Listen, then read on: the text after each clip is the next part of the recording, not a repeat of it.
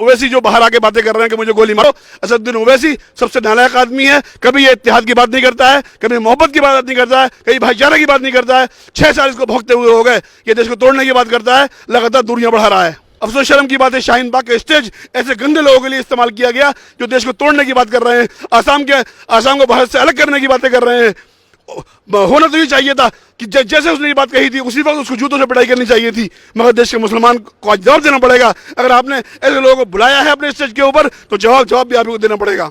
ये वो नपुंसक लोग हैं, ये वो जो है हिजड़े हैं कि जिन्होंने जो है अपनी माओ बहनों को आय कर दिया, अपने आप घुस गए हैं वो बिलों के अंदर। टुकड़े तो इस गैंग के होंगे, इस गैंग के ऐसे इतने टुकड़े हम करेंगे कि किसी इन 2 लोगों को एक जेल में बंद नहीं करेंगे, देश के अंदर इनको अलग अलग जेलों में बंद करेंगे। और जो भारत को तोड़ने वाला गैंग है इसके इतने टुकड़े हो जाएंगे कि आइंदा कोई ऐसी हिम्मत नहीं करेगा कि भारत माता के खिलाफ और मातृभूमि के खिलाफ कोई नारा लगा सके। इसलिए देश का मुसलमान, मैं फिर एक बार कहता हूं, इस्तेमाल ना हो, इस्तेमाल ना हो, इस्तेमाल ना हो। बीजेपी सांसद अनुराग ठाकुर कहते हैं कि जो देशद्रोही हैं उन्हें गोली मार देनी चाहिए, तो उसके बाद असदुद्दीन ओवैसी कहते हैं कि अनुराग ठाकुर हमें गोली मारने की बात कर रहे हैं, तो हम बताएं कहां पे आए जो हमें गोली मारने की कोशिश कर रहे हैं। मतलब ऑटोमेटिकली असदुद्दीन ओवैसी अपने आप को देशद्रोही घोषित कर रहे हैं। देखिए ऐसा है, देशद्रोही को गोली मारने के लिए भारत का हर शहरी चाहता है, कहता है, उसकी दिली कामना है। मगर जो लोग कूद के सामने आ रहे हैं, अपने आप को देशद्रोही बता रहे हैं, तो देश को जान लेना चाहिए ये वही देशद्रोही हैं, वही देश के कातिल हैं, वही देश को तोड़ने वाले हैं, वही देश के अंदर भ्रमित करने वाले हैं लोगों को। कांग्रेस, उसकी बी टीम में असदुद्दीन ओवैसी, इन जैसे लोग साल से देश के लोगों को भ्रमित कर रहे हैं। देश का मुसलमान समझ ले, 70 साल इन्होंने आपको इस्तेमाल किया है, यूज़ किया है। अगर अब भी आप इस्तेमाल हुए तो इस देश के अंदर जो है आप 100 करोड़ लोगों से कट के रह जाएंगे। बड़ी अच्छा समा बन गया था कि अयोध्या का मसला हल हुआ था और 370 हटी थी, देश का मुसलमान सरकार के साथ, देश के साथ खड़ा हुआ था, देश में एक अच्छी समझ बनी थी, देश में हिंदू मुस्लिम एकता के साथ आगे बढ़ रहे थे। मगर इन ताकतों को ये संवाद और ये भावना पसंद नहीं थी। ये नहीं चाहते हैं कि देश का मुसलमान हिंदू साथ चले, बात करे, बैठे, अपने मुद्दों को मिल बैठ के सुलझाए। ये चाहते हैं कि दोनों एक दूसरे के सामने रहें, गिरबान पकड़े रहें, सड़कों पर लड़ते रहें। इसलिए इन्होंने सीएए को लेकर देश के मुसलमानों को भ्रमित किया और ये कहा कि आपसे एनआरसी के अंदर आपके नाम लाए जाएंगे, डिटेंशन कैंप भेजा जाएगा, आप लोगों को जो है कागजात मांगे जाएंगे 71 के और 51 के। जबकि नरेंद्र भाई मोदी ने साफ साफ कह दिया कि मुसलमानों को भ्रमित होने की ज़रूरत नहीं है, उन्हें डरने की ज़रूरत नहीं है। देश के गृह मंत्री जी अमित शाह जी ने बार बार देश के मुसलमानों को समझाया। उन्होंने कहा देश का मुसलमान समझ ले, ये कानून भारत के मुसलमानों के लिए नहीं है, जो बाहर से लोग आए हैं उनको नागरिकता दी गई है, आपको डरने की कोई ज़रूरत नहीं है। मगर हमारे बुद्धिजीवी वर्ग के लोग, मुसलमानों को बहकाने वाले लोग संगठित हो गए हैं और आज देश का मुसलमान उन लोगों की बातें मान रहा है जो 5-5 लाख वोटों से चुनाव हार गए अपने क्षेत्रों के अंदर। उनकी हिम्मत नहीं है कि अपने क्षेत्रों में घुस जाएं, जाकर अपने क्षेत्र के लोगों से बात कर सकें। आज वो जो है आगे शाहीन बाग के अंदर और जगह जगह प्रोटेस्ट के अंदर बातें कर रहे हैं। देश का प्रधानमंत्री, देश के गृह मंत्री आज बात करते हैं, उनकी आप बात नहीं मानेंगे। आप बात मानेंगे सड़क छाप लोगों की जिनको दुनिया ने धुतकार दिया है, जलील कर दिया है। तो मेरी देश के मुसलमानों से अपील है कि वो बहुत जल्द समझ जाएं, जितने जितना लेट होंगे वो देश से वो कटते चले जाएंगे। देश के अंदर गलतफहमी फैल रही है, बढ़ रही है, जो ये बढ़ाना चाहते हैं। 70 सालों इन्होंने सरकार जो चलाई है, देश के लोगों को बहकाकर, फुसलाकर, लड़ाकर, दूरी बनाकर चलाई है। और देश के अंदर आज देश विश्वगुरु बन रहा है। दुनिया के अंदर भारत के दोस्त बढ़ रहे हैं। आज दुनिया के अंदर भारत के सबसे ज़्यादा दोस्त हैं। दुनिया का मुसलमान भारत के साथ आ रहा है।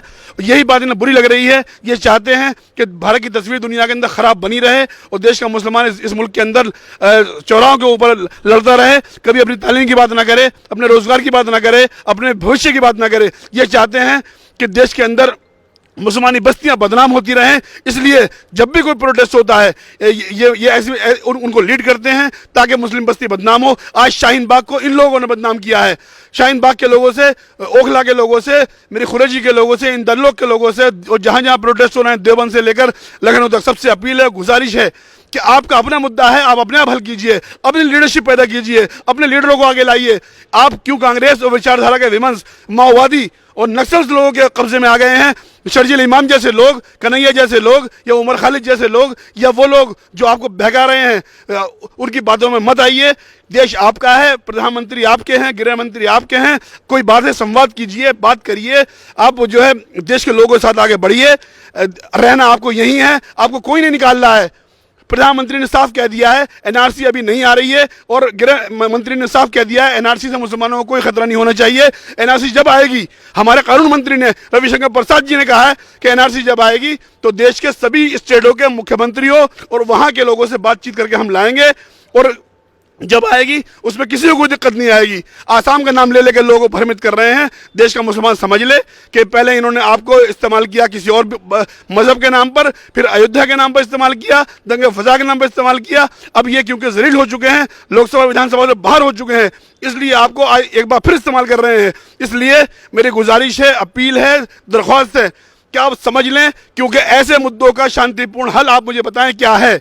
आप सड़कों पर बैठे हुए हैं, सरकार से आप बात नहीं करेंगे, आप गलत ज़बान इस्तेमाल कर रहे हैं। आपकी महफिलों में आकर शहीद इमाम जैसे लोग भारत को तोड़ने की बातें करता है, आपने अभी तक उसे कंडम नहीं किया। अफसोस शर्म की बात है, शाहीन बाग का स्टेज ऐसे गंदे लोगों के लिए इस्तेमाल किया गया जो देश को तोड़ने की बात कर रहे हैं, आसाम को भारत से अलग करने की बातें कर रहे हैं।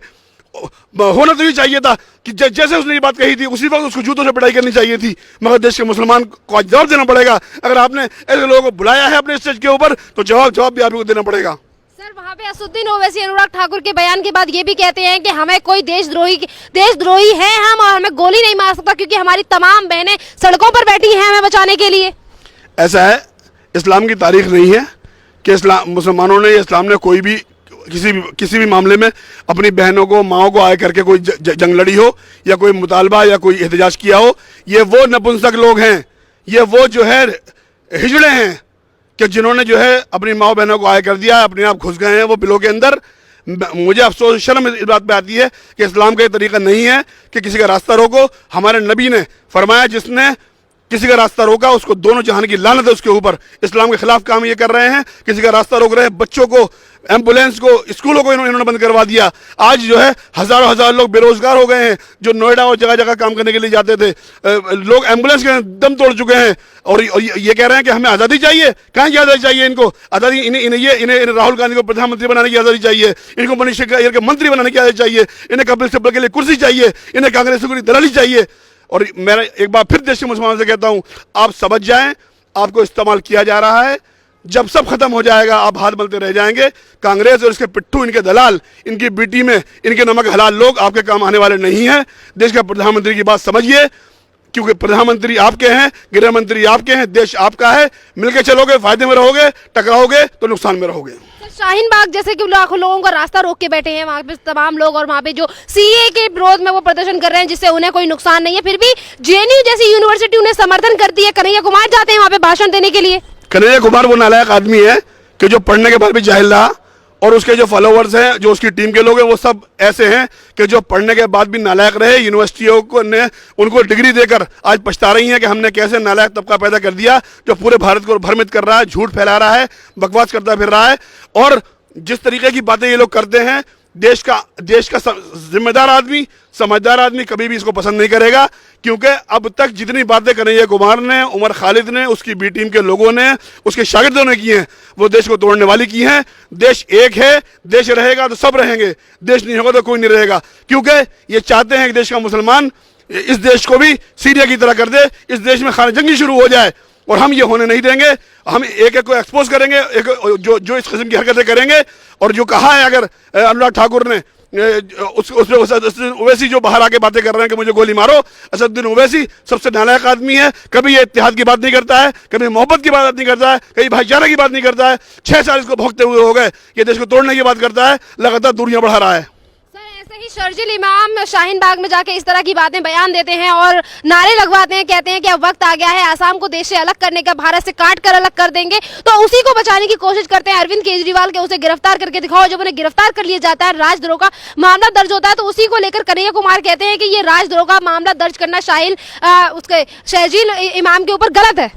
अरविंद केजरीवाल जो करवा रहे हैं दिल्ली के अंदर जगह जगह जो प्रोटेस्ट बढ़वा रहे हैं, इसके पीछे अरविंद केजरीवाल का और उन लोगों का हाथ है जो देश को नुकसान पहुंचाना चाहते हैं। जितने प्रोटेस्ट बढ़ाएंगे, रोजाना आम आदमी पार्टी का कब्रिस्तान बनता जा रहा है। ये समझ रहे हैं कि देश का मुसलमान इन्हें वोट दे देगा, हम देश के लोगों को भ्रमित कर लेंगे और जो है देश को बांट के, दिल्ली को बांट के हम चुनाव जीत जाएंगे। दिल्ली की जनता इतनी बेवकूफ़ नहीं है, वो जानती है कि हमें ये इस्तेमाल कर रहे हैं। चंद लोग बैठे हुए हैं दिल्ली के अंदर, 2 करोड़ पब्लिक जो है वो सब इसके खिलाफ है। और मेरी अपील है, गुजारिश है देश के मुसलमानों से कि आप इस्तेमाल ना हो। चुनाव जीतने के लिए आपको अरविंद केजरीवाल, उसकी पार्टी के नालायक लोग आपको इस्तेमाल कर रहे हैं। आज माओ बहनों को सर्दी के अंदर बच्चों को सड़कों पर बैठा रहे हैं, खुद आके बैठे। अरविंद केजरीवाल कहाँ है? उसको लाइए बाहर निकाल के, मनीष सिसोदिया को बाहर निकाल के लाइए, अपने आप तो गायब है। और जो है फंडिंग से लेकर सारी रिसोर्सेज तक अरविंद केजरीवाल के यहाँ से हो रहा है। इसकी इंक्वायरी होनी चाहिए कि इस किस्म के लोग जो हैं भारत के लोगों को भ्रमित करते हैं और देश से दूर करने की कोशिश करते हैं। इसलिए देश का मुसलमान फिर एक बार समझ ले कि इस्तेमाल ना हो, ये इस्तेमाल करके निकल जाएंगे, आप यहाँ पर जो डंडे खाने के लिए रह जाएंगे। सर, जिस तरह से देश तोड़ने की बात करते हैं कन्हैया कुमार ने जो अभी कुछ दिन पहले अभी कुछ सालों पहले नारे लगाए थे, कहते हैं भारत तेरे टुकड़े होंगे, और अभी इसी तरह के जब नारे लगवाते हैं ये शर्जील इमाम के हम काट के अलग कर देंगे आसाम को, और जब उन पर देशद्रोह का मामला दर्ज होता है तो उन्हें बचाने के लिए कन्हैया कुमार कहते हैं कि ये देशद्रोह का जो मामला इनके ऊपर दर्ज हुआ है ये गलत है, बिल्कुल सरासर गलत कर रही है पुलिस। टुकड़े तो इस गैंग के होंगे, इस गैंग के ऐसे इतने टुकड़े हम करेंगे कि किसी इन 2 लोगों को एक जेल में बंद नहीं करेंगे, देश के अंदर इनको अलग अलग जेलों में बंद करेंगे। और जो भारत को तोड़ने वाला गैंग है इसके इतने टुकड़े हो जाएंगे कि आइंदा कोई ऐसी हिम्मत नहीं करेगा कि भारत माता के खिलाफ और मातृभूमि के खिलाफ कोई नारा लगा सके। इसलिए देश का मुसलमान, मैं फिर एक बार कहता हूं, इस्तेमाल ना हो, इस्तेमाल ना हो, इस्तेमाल ना हो। ये आपको इस्तेमाल कर रहे हैं, अपने हिंदू भाइयों से, अपने देश के लोगों से आपको काट रहे हैं। कोई मुद्दा नहीं है, सीए आपके खिलाफ नहीं है, सीए से जो कुछ होना था वो हो चुका, नेशनलिटी मिल चुकी है, वो कानून लागू हो चुका, एनआरसी अभी नहीं आ रहा है, प्रधानमंत्री ने कह दिया है, आप प्रधानमंत्री का यकीन करिए, गृह मंत्री ने कह दिया है, गृह मंत्री का आप यकीन करिए। आप लोग गलतफहमी का शिकार हैं, उन चोर लोगों की बातें मान रहे हैं, जो सलमान खुर्शीद जैसे लोग जो 5 लाख वोटों से चुनाव हारने के बाद अपने क्षेत्र में जाने की उसकी हिम्मत नहीं है। वो कन्हैया कुमार जो 6 लाख वोटों से हार के आ गया है बेगूसराय से, वो मणिशंकर अय्यर जो चुनाव लड़ने की पोजीशन में नहीं है, वो कपिल सिब्बल जिसकी हिम्मत चांदनी चौक के अंदर घुसने की नहीं है, उसकी हिम्मत जामा मस्जिद पर जाने की नहीं है, उसकी हिम्मत बल्ली मरान जाने की नहीं है, उसकी हिम्मत जो है सदर बाजार जाने की नहीं है, वो आपके इलाके में आता है, फ्री की पब्लिक मिल जाती है और तकरीर कर देता है।